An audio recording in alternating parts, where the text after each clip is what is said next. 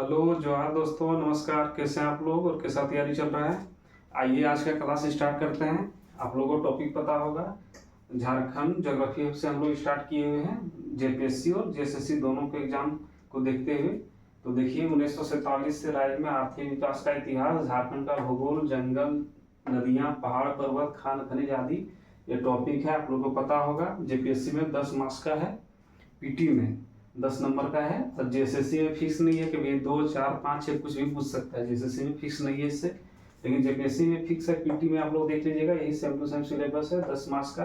तो इसमें से हम लोग पहला जो टॉपिक था भूगर्भिक संरचना, उसमें 4 क्लास में उसको खत्म कर दिए, छोटा छोटा वीडियो में, बहुत इंपॉर्टेंट है। तो आप लोग प्ले लिस्ट में जाइएगा, पीके करियर मेकर जाइएगा, उसमें प्ले लिस्ट में इसी यही नाम से, यही टॉपिक के नाम से प्ले लिस्ट बना हुआ है, उसमें देख लीजिएगा। 4 क्लास में उसको खत्म कर दिए। तो अगला टॉपिक देखिए उसी में से है झारखंड का धरातलीय स्वरूप। देखिए क्लास 5, 4 क्लास हो चुका है, 5वां क्लास में इसको हम लोग कंप्लीट करेंगे, झारखंड का धरातलीय स्वरूप। और ये भी बहुत ही इंपॉर्टेंट है, उससे आगे हम लोग को पढ़ना है इसमें। और जब ये खत्म हो जाएगा उसके बाद हम लोग जलवायु, ये सब नदियाँ, खान खनिज सब में आगे जाएंगे। तो जब पूरा कंप्लीट हो जाएगा तब 10 मार्क्स हम लोग का कंप्लीट होगा। अभी कंप्लीट नहीं हुआ है क्योंकि बड़ा टॉपिक है। देखिए सबसे ज़्यादा मार्क्स पूछता है जेपीएससी पीटी में किससे? भूमि संबंधित कानून से, सीएमटीएस पीटी एक्ट से। उसके बाद इसी से पूछता है, उसमें 12 मार्क्स का उससे पूछता है। उसके बाद 10 नंबर का इसी से पूछता है, यही टॉपिक से। तो 10 नंबर का है तो थोड़ा बड़ा है, टॉपिक बड़ा है, इसलिए आप लोग धैर्य बना के रखिएगा और अच्छा से देखिए, जितना इम्पोर्टेंट हो सके और कम से कम समय में हो सके उसको हम लाने की कोशिश करते हैं। तो आप लोग वीडियोस को लाइक और शेयर कीजिएगा और चैनल को सब्सक्राइब करके रखिएगा। पीके करियर मेकर को जो इम्पोर्टेंट है, जितना इम्पोर्टेंट है पीटी के लिए, उतने हम लोग पढ़ेंगे इसमें। तो आइए आज स्टार्ट करते हैं नया टॉपिक, झारखंड का धरातलीय स्वरूप। इसमें देख लेते हैं, इसको कोशिश करेंगे 2 क्लास में खत्म कर देने का। देखते हैं आगे। आगे देखिए, इसमें पहला पॉइंट देखिए, किसी क्षेत्र के धरातलीय स्वरूप को भौतिक स्वरूप, भौतिक विभाजन या विभाग तथा भौतिक विभाजन, भौगोलिक विभाजन, प्राकृतिक प्रदेश आदि भी कहा जाता है। किसी भी क्षेत्र के धरातलीय स्वरूप को हम और क्या कर सकते हैं? देखिए उसको भौतिक स्वरूप कर सकते हैं, भौतिक विभाजन कर सकते हैं, या भौतिक विभाग कर सकते हैं, या भौगोलिक विभाजन कर सकते हैं, या प्राकृतिक प्रदेश, ये सब कर सकते हैं। एक ही नाम है इसका, धरातलीय स्वरूप का ये स्वरूप है। इसके जगह पर हम ये सब भी कर सकते हैं। ठीक है, देखिए अगला पॉइंट, झारखंड के धरातलीय स्वरूप की बात करें तो इसमें छोटा नागपुर के पठार का महत्वपूर्ण योगदान है। छोटा नागपुर पठार जानते हैं, झारखंड में छोटा नागपुर पठार का योगदान है। यह पठार भारत के प्रायद्वीपीय पठार का उत्तर पूर्वी भाग है। देखिए यह पठार भारत के प्रायद्वीपीय पठार का क्या? उत्तर पूर्वी, नॉर्थ ईस्ट भाग है। इसका विस्तार उड़ीसा, पश्चिम बंगाल, बिहार तथा छत्तीसगढ़ राज्य की सीमाओं तक भी है। ये आप सिर्फ झारखंड में हम लोग पढ़ते हैं, छोटा नागपुर फेमस है, तो आप लोग उतने नहीं समझिएगा इसको। इसका देखिए उड़ीसा, पश्चिम बंगाल, बिहार, छत्तीसगढ़ राज्य तक इसका विस्तार है। अगला देखिए, झारखंड की पठारी भूमि का स्वरूप सीढ़ीनुमा है। यहाँ झारखंड का भूभाग कैसा है? पठारी भूभाग है, जानते ही हैं, सीढ़ीनुमा है, ऊंचा नीचा ऊंचा नीचा इस टाइप का है। देखिए छोटा नागपुर पठार का निर्माण मुख्यतः लावा जमाव से हुआ है। देखिए छोटा नागपुर पठार का निर्माण मुख्यतः लावा जमाव से हुआ है। इंपॉर्टेंट है, सब याद रखिएगा। अगला देखिए, छोटा नागपुर पठार की औसत ऊंचाई 760 मीटर है तथा इसकी सबसे ऊंची चोटी पता होगा आप लोग को, समेत शिखर यानी पारसनाथ पहाड़ी, उसी का नाम है समेत शिखर या पारसनाथ पहाड़ी है, जिसकी ऊंचाई 1365 मीटर। ये बहुत बार एग्जाम में पूछ सकता है इसका ऊंचाई मीटर में या फीट में, याद रखिएगा। 1365 मीटर या 4478 फीट है। यह झारखंड की क्या सबसे ऊंची चोटी भी है। देखिए सबसे ऊंचा भूभाग यदि पूछे तो पाक क्षेत्र है, अभी आगे से पढ़ेंगे, लेकिन ये अपवाद है पारसनाथ पहाड़ी। ठीक है, देख लीजिए फिर से एक बार देख लेते हैं, यहाँ से देखते हैं। झारखंड के धरातलीय स्वरूप की बात करें तो इसमें छोटा नागपुर पठार का महत्वपूर्ण योगदान है। यह पठार भारत के प्रायद्वीपीय पठार का उत्तर पूर्वी भाग है। इसका विस्तार उड़ीसा, पश्चिम बंगाल, बिहार तथा छत्तीसगढ़ राज्य की सीमाओं तक है। क्या छोटा नागपुर कहाँ तक फैला है? उड़ीसा, पश्चिम बंगाल, बिहार, छत्तीसगढ़ तक फैला हुआ है। देखिए झारखंड की पठारी भूमि का स्वरूप कैसा है? सीढ़ी नुमा है, इसलिए यहाँ जल ठहरता नहीं है। ठीक, अगला देखिए, छोटा नागपुर पठार का निर्माण मुख्यतः लावा जमाव से हुआ है। अगला देख लीजिए पॉइंट, छोटा नागपुर पठार की औसत ऊंचाई 760 मीटर है तथा इसकी सबसे ऊंची चोटी समेत शिखर जी यानी पारसनाथ पहाड़ी है, जिसकी ऊंचाई 1365 मीटर है या 4478 फीट है। यह झारखंड का सबसे ऊंचा चोटी है, हाईएस्ट पीक है झारखंड। तो इतना ये हो गया क्या झारखंड का धरातलीय स्वरूप का इंट्रोडक्शन, छोटा सा इंट्रोडक्शन। ज्यादा हम लोग को गहराई में नहीं जाना है क्योंकि हम लोग पीटी को देख रहे हैं। मेंस में आप जितना गहरा हो सके पढ़िएगा। तो यहाँ तक हो गया। देखिए धरातलीय स्वरूप का इंट्रोडक्शन ही हो गया। अब आगे इसमें आइए देखते हैं आगे का पॉइंट और इसमें क्या पढ़ना है आगे आइए देखते हैं। आइए, तो इंट्रोडक्शन आप लोग देख लिए झारखंड का धरातलीय स्वरूप का। अब आइए आगे देखते हैं, इसको क्या करते हैं, झारखंड के धरातलीय स्वरूप का विभाजन करते हैं। ठीक है, झारखंड के धरातलीय स्वरूप का विभाजन करते हैं, मुख्यतः 5 भागों में बांटकर इसको पढ़ा जाता है। देखिए यहाँ लिख दिए हैं, क्षेत्र और ऊंचाई, ऊंचाई मीटर में है। देखिए पाट क्षेत्र 800 से लेके 1100 मीटर इसकी ऊंचाई है। अगर देखिए मध्यवर्ती पठार, देखिए 600 से लेके 700 मीटर। बाह्य पठार देखिए 300 से लेके 600 मीटर हो गया। उसके बाद देखिए दामोदर बराकर नदी घाटी क्षेत्र 150 से लेकर 600 मीटर हो गया। और अगला संथाल परगना उच्चभूमि, वही राजमहल सब के बारे में पढ़ना है, तो 150 से लेके 300 मीटर। मुख्यतः 5 भाग में किसको, झारखंड के धरातलीय स्वरूप को विभाजन करके पढ़ेंगे।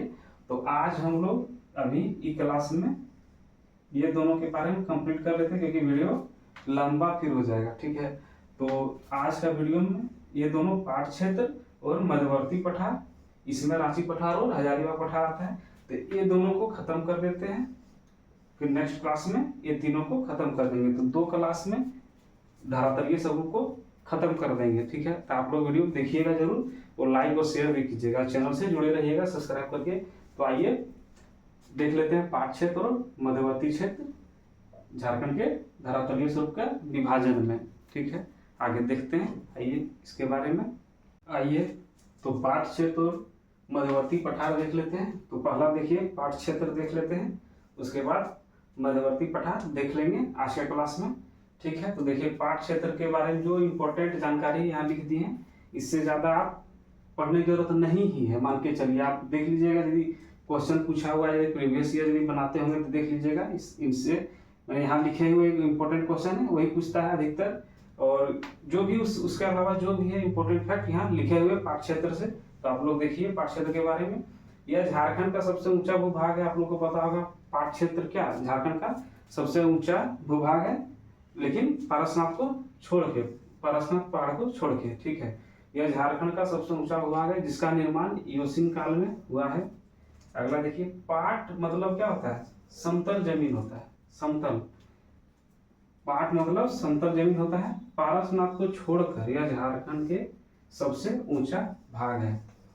अब सबसे में कौन है, पारसनाथ है, उसके अलावा कौन है, पाट क्षेत्रीय सबसे ऊंचा भूभाग है झारखंड का। देखिए इसका विस्तार रांची के उत्तर पश्चिमी हिस्से से लेकर पलामू जिले के दक्षिणी हिस्से तक है। इसका विस्तार याद रखिएगा, रांची के उत्तर पश्चिमी हिस्से से लेकर कहाँ तक, पलामू जिले के दक्षिणी हिस्से तक है।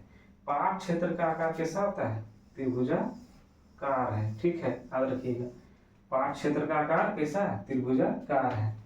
देखिए अगला पॉइंट, इस क्षेत्र का ऊपरी भाग ताड़ तथा निचला भाग दौन कहलाता है। ऊपरी हिस्सा ताड़ तथा निचली हिस्सा दौन कहलाता है, इसे याद रखिएगा। ठीक है। अगला देखिए, इस क्षेत्र की आधारभूत चट्टानें बसाल्ट चट्टानें हैं जिसका निर्माण लावा के निक्षेपण से हुआ है। ये जो है पार्क क्षेत्र है, उस क्षेत्र की आधारभूत चट्टानें कौन है? बसाल्ट चट्टानें हैं जिसका निर्माण लावा के निक्षेपण से हुआ है।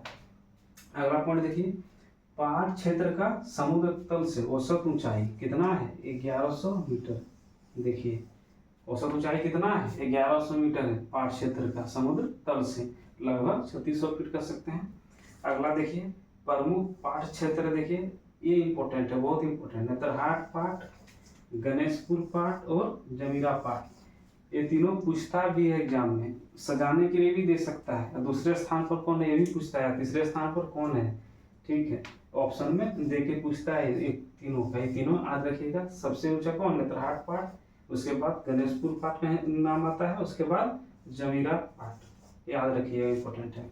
और देखिए पाठ क्षेत्र की प्रमुख पहाड़ियां हैं, देखिए सानू, सराऊ तथा बगरू पहाड़ी बॉक्साइट के लिए विख्यात है, आप लोगों को पता होगा। तो ये रहा पाठ क्षेत्र से इंपॉर्टेंट फैक्ट जो है, एक बार और रिवीजन देख लीजिए आप लोग। झारखंड का सबसे ऊंचा भूभाग है, ठीक है। पाठ मतलब क्या होता है? समतल जमीन। अब पारसनाथ को छोड़कर यह झारखंड का सबसे क्या है? ऊंचा भाग है। अगला पॉइंट देखिए, इसका विस्तार रांची के उत्तर पश्चिमी हिस्से से लेकर पलामू जिले के दक्षिणी हिस्से तक है। पाठ क्षेत्र का आकार त्रिभुजाकार है। इस क्षेत्र का ऊपरी भाग ताड़ कहलाता है, निचला भाग दौन कहलाता है। इस क्षेत्र की आधारभूत चट्टानें कौन है? बसाल्ट चट्टानें, भी याद रखिएगा। पाठ क्षेत्र की आधारभूत जो चट्टानें हैं वो कौन है? बसाल्ट चट्टान है, और जिसका निर्माण लावा निक्षेपण से हुआ है। अगला देखिए, पाठ क्षेत्र का समुद्र तल से औसत ऊंचाई कितना है? 1100 मीटर, लगभग 3600 फीट है। अगला देखिए, प्रमुख पाठ क्षेत्र, ये याद रखिएगा, बहुत इंपॉर्टेंट है। नेत्रहाट पाठ, गणेशपुर पाठ और जमीरा पाठ, ये हो गया। अब देखिए पाठ क्षेत्र की प्रमुख पहाड़ियां सानू, सराऊ तथा बगरू पहाड़ी है, जो बॉक्साइट के लिए विख्यात है। तो पाठ क्षेत्र से आप पीटी के लिए इतना काफी है, तो मेंस के लिए भी हो गया, लेकिन पीटी के लिए इतना काफी है, याद रखिएगा। नेत्रहाट पाठ, गणेशपुर पाठ और जमीरा पाठ, ये बहुत इंपॉर्टेंट है, इससे क्वेश्चन पूछता है। और ऊपरी भाग को ताड़, निचली भाग को दौन कहते हैं, ये भी याद रखिएगा। और आधारभूत चट्टानें कौन है? पाठ क्षेत्र का बसाल्ट चट्टानें है, ठीक है। और ये सबसे ऊंचा भूभाग है झारखंड का, पारसनाथ को छोड़ के, तो पता ही होगा आप लोग को। तो ये हो गया पाठ क्षेत्र से जानकारी। अब देख लेते हैं हम लोग किसका? मध्यवर्ती क्षेत्र, जिसके अंतर्गत रांची पठार और हजारीबाग पठार आता है, बहुत इंपॉर्टेंट है। तो आइए उसके बारे में देखते हैं। तो आइए दोस्तों, धरातलीय स्वरूप का दूसरा हिस्सा देखते हैं, जिसको क्या है? मध्यवर्ती पठार कहते हैं। इसमें देखिए, मध्यवर्ती पठार को दो भाग में बांटा जाता है, रांची का पठार और हजारीबाग का पठार। इसको दो भाग में बांट के पढ़ा जाता है, हजारीबाग पठार और रांची का पठार, ठीक है। तो इन दोनों को कौन सा नदी विभाजित करता है? यदि ये पूछता है क्वेश्चन, तो कौन होगा? दामोदर नदी, ये दोनों को विभाजित करता है, रांची पठार और हजारीबाग पठार को, ठीक है। तो आइए हम लोग देखते हैं रांची पठार, उसके बाद देखेंगे हजारीबाग पठार के बारे में। तो देखिए रांची पठार के बारे में जो इम्पोर्टेंट जानकारी है यहाँ लिखा हुआ है। रांची का पठार झारखंड का सबसे बड़ा पठारी भाग है। रांची का पठार झारखंड का क्या? सबसे बड़ा पठारी भाग है। बड़ा मतलब विस्तार के रूप में है, और वो था पाठ क्षेत्र, क्या था? ऊंचाई के मामला में था, ठीक है। तो रांची का पठार झारखंड का सबसे बड़ा पठारी भाग है। अगला देखिए, यह झारखंड का दूसरा सबसे ऊंचा भूभाग है, ठीक है। यह झारखंड का दूसरा सबसे ऊंचा भूभाग है। पहला कौन है? पाठ क्षेत्र। दूसरा सबसे ऊंचा भूभाग है, जिसकी ऊंचाई समुद्र तल से औसतन कितना? 600 मीटर। रांची पठार का ऊंचाई औसत में कितना है? 600 मीटर समुद्र तल से मापा जाता है। अगला देखिए, रांची पठार की आकृति चौकोर है तथा यह चारों ओर से ढाल वाला क्षेत्र है, ढलाव है चारों ओर से, ठीक। इसकी आकृति कैसा है? चौकोर। और पाठ क्षेत्र का आकृति कैसा था? त्रिभुजाकार, ठीक। तो रांची पठार की आकृति कैसा है? चौकोर, और यह चारों ओर से ढालवा वाला भाग है। अगला देखिए, इस पठार का ऊपरी हिस्सा ताड़ और निचला हिस्सा क्या? दौन कहलाता है। यदि हम इस तरह ले लें, इस तरह देखें, तो ये क्या? ताड़ और ये वाला क्या? दौन, ठीक है, यही लिखा हुआ है। ऊपरी हिस्सा को क्या ताड़ और निचला हिस्सा को दोन कहलाता है। अगला देखिए, इस क्षेत्र में बिखरी हुई छोटी छोटी पहाड़ियों को टोंगरी कहते हैं। जो घेरा लगा रहे हैं वही सब इम्पोर्टेंट है। ठीक, देखिए इस क्षेत्र में बिखरी हुई छोटी छोटी पहाड़ियों को क्या कहते हैं, टोंगरी कहा जाता है। अगला देखिए, इस क्षेत्र से निकलने वाली नदियां ढाल के कारण से, देखिए यहाँ पढ़े थे कि चारों ओर से ढाल है, तो ढाल के कारण विभिन्न जलप्रपातों का निर्माण करती है, जिसमें प्रमुख कौन कौन है। देखिए बुढ़ाया, लोधागार, हुंड्रू हो गया, दसम हो गया, जोन्हा गौतम धारा हो गया। जोन्हा गौतम धारा बहुत एक ही चीज हुआ, याद है, इस टाइप की जो जलप्रपात है उसका निर्माण करता है। बुढ़ाया लोधा जलप्रपात किस पर है, बुढ़ा नदी पर। हुंड्रू किस पे, स्वर रेखा पर। दसम किस पे, कांची पर। और जोन्हा या गौतम धारा किस पे, राढ़ू नदी पर। ठीक, तो इतना हो गया इम्पोर्टेंट रांची पठार से। रांची पठार देख लिया हम लोग। याद रखिएगा इसकी आकृति चौकोर है, इसके ऊपरी हिस्सा को ताड़, निचले हिस्सा को दोन कहते हैं। और इस क्षेत्र में जो छोटी छोटी पहाड़ियां उसको क्या कहते हैं, टोंगरी कहते हैं। और समुद्र तल से औसत ऊंचाई कितनी है रांची पठार की, पूछता है, डायरेक्ट क्वेश्चन पूछता है। तो औसत कितना, याद रखिएगा 600 मीटर। और ऊंचाई के मामले में दूसरा स्थान है, पहला पाट क्षेत्र में है। ठीक, और इस क्षेत्र से निकलने वाली नदियां जो जलप्रपात का निर्माण करती है वो आपको याद रखना होगा। तो जलप्रपात में लोग पढ़ेंगे ही कि बुधागा किस नदी पर है, हुंड्रू किस पे है, ऐसा। तो इतना इम्पोर्टेंट हुआ रांची पठार से। अब आगे देख लेते हैं किसका, हजारीबाग पठार को देख लेते हैं। ये रांची पठार कंप्लीट हुआ, अब हजारीबाग पठार देखते हैं। तो आइए स्टार्ट करते हैं हजारीबाग पठार। आइए अब मध्यवर्ती पठार का दूसरा भाग देख लेते हैं। पहला भाग कौन था, रांची पठार, और दूसरा था ख में क्या था, हजारीबाग पठार। तो रांची पठार देख लिए। अब देखिए इसका दूसरा भाग हजारीबाग पठार। ये ज़्यादा इंपॉर्टेंट नहीं है, इससे क्वेश्चन क्या पूछता है तो बताएंगे, अधिकतर वही पूछता है। लेकिन थोड़ा सा देख लीजिए इसके बारे में पॉइंट। देखिए इसका विस्तार रांची पठार के समानांतर हजारीबाग जिले के दक्षिणी भाग में है। इसका विस्तार रांची पठार के समानांतर हजारीबाग जिले के दक्षिणी भाग में है। ठीक है, इस देखिए अगला पॉइंट, पहले यह रांची पठार से ही जुड़ा हुआ था। यह रांची पठार का ही हिस्सा था, लेकिन दामोदर नदी के कटाव के कारण यह क्या हो गया, रांची पठार से अलग हो गया। यही क्वेश्चन पूछता है कि रांची पठार और हजारीबाग पठार को कौन सा नदी अलग करता है, तो कौन, दामोदर नदी। यही दामोदर नदी के कारण ही दोनों अलग अलग हो गया, लेकिन पहले क्या था, एक ही था। और अगला देखिए, इस पठार की समुद्र तल से औसत ऊंचाई कितना है, 450 से 500 मीटर है। और इसको भी अब भाग अलग अलग भाग में बांट के पढ़ा जाता है, लेकिन हमको उतना डिटेल में हम लोग को जाना नहीं है, पीटी को देखते हुए हम लोग पढ़ रहे हैं।